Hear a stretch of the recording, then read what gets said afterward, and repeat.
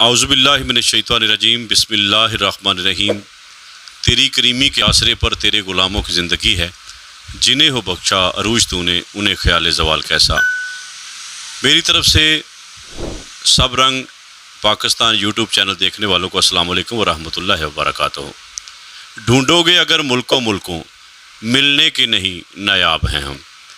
یقیناً ہمارے معاشرے میں کچھ ایسی ہستیاں ہیں جو ہمارے ارد گرد ہیں، جنہوں نے اس معاشرے کے لیے کام کیا اور ایسا کام کیا کہ آنے والی نسلوں کے لیے مشعل راہ بن گئے، اور ایسے لوگ یقیناً ہمارا فخر ہیں اور ہمارے تاریخ کا جھومر ہیں۔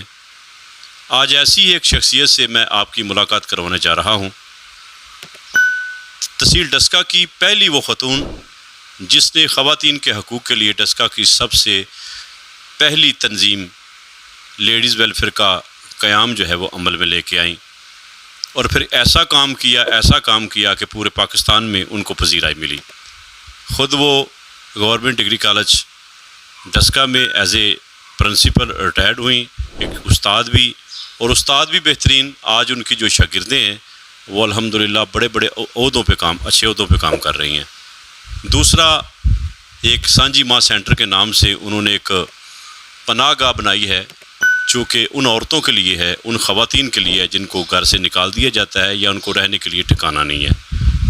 اور اس کے بعد جو سب سے بڑی بات کہ ایک ایسی خاتون ہونے کے ناطے اور حضور اکرم صلی اللہ علیہ وآلہ وسلم کی بیٹی حضرت فاطمہ زہرا کی کنیز ہونے کی حیثیت سے فاطمہ زہرا کے بابا پہ ایک سیرت کی کتاب لکھی جو اپنی مثال آپ ہے۔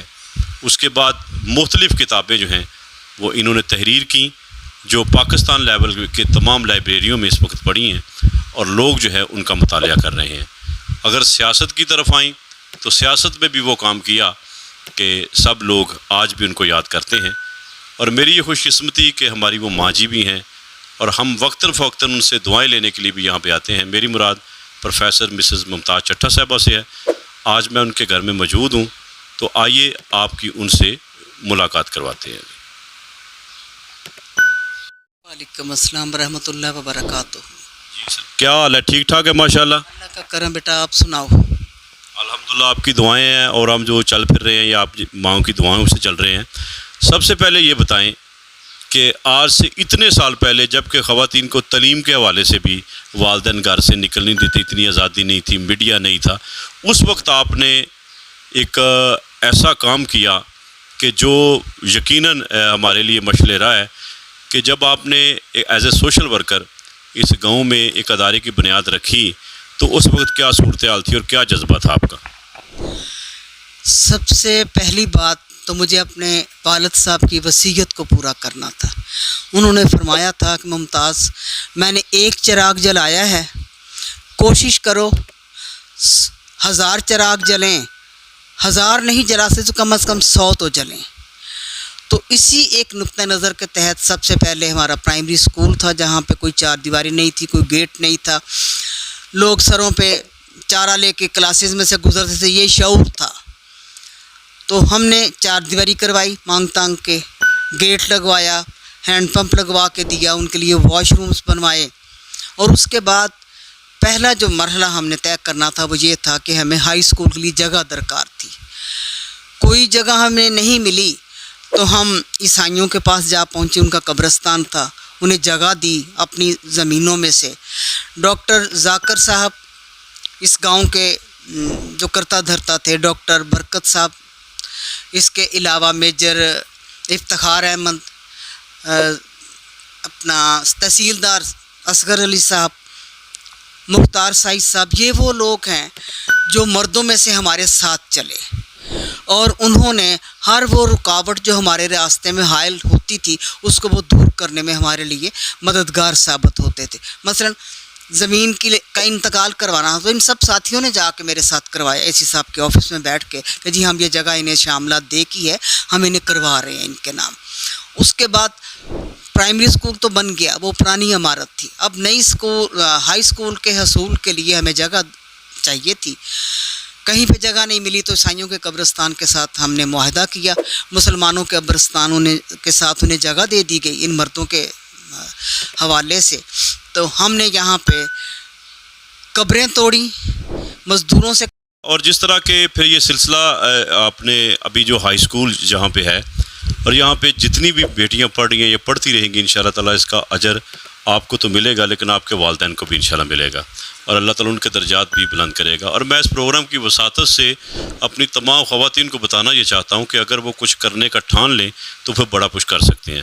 اس کے بعد آپ نے مختلف این جی او کے ساتھ کام کیا ہے، پورے ملک کی این جی او کے ساتھ کام کیا ہے. مجھے یاد ہے آپ نے بنیاد کے ساتھ کام کیا ہے، ینگ بلڈ کے ساتھ کام کیا ہے، خلق محمدی کے ساتھ آپ نے کام کیا ہے، آپ ان کے پروگراموں میں جاتی ہیں اور دیگر تنظیموں کے ساتھ بھی.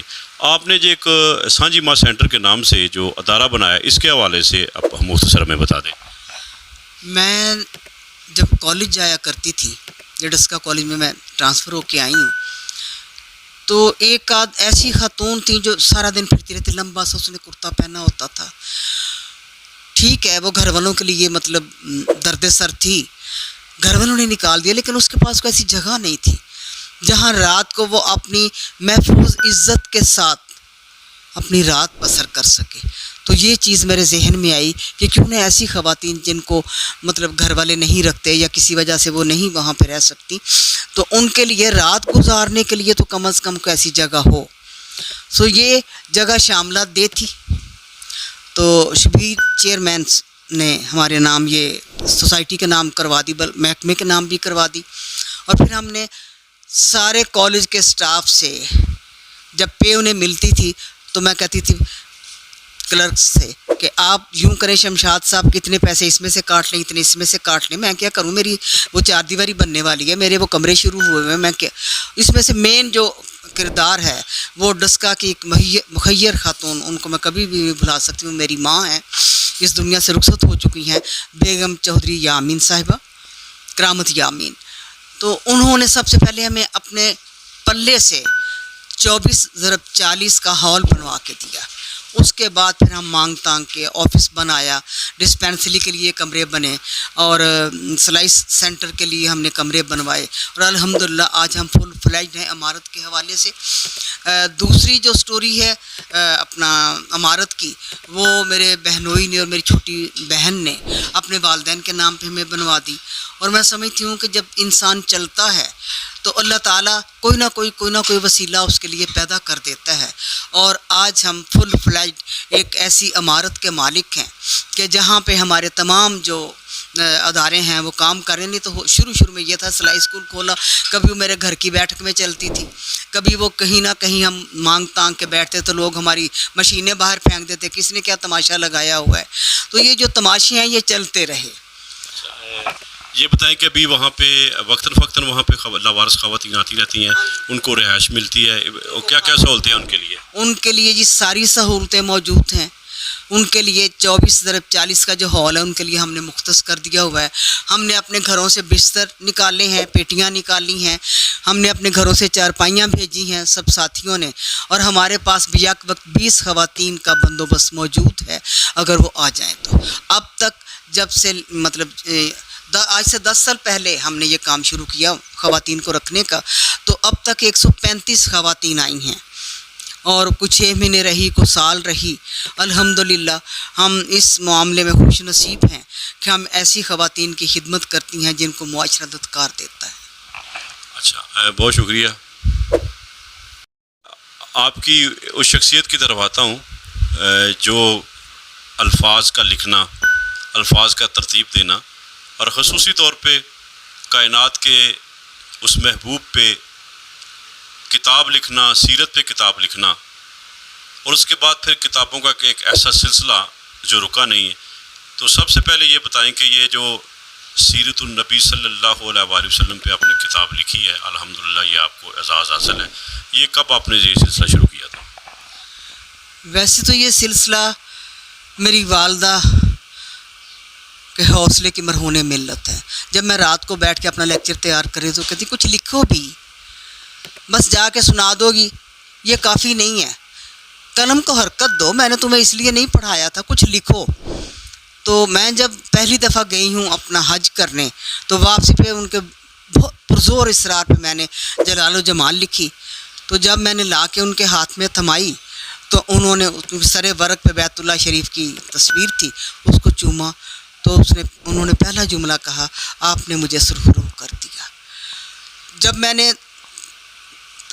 دنائے رسل لکھی ہے اس کے بعد میں ایران گئی ایران کی سیاحت کے لیے اور وہاں پہ مولا المشکل کشا کی نسل میں سے جناب امام رضا کے روزے پہ تو انہوں نے کہا وہ بھی مجھے لکھ کے نہ پڑھ تو لکھ پھر مجھے پڑھ کے سنا دینا تو نے وہاں کیا کچھ دیکھا اور کیا کچھ کیا وہاں پہ.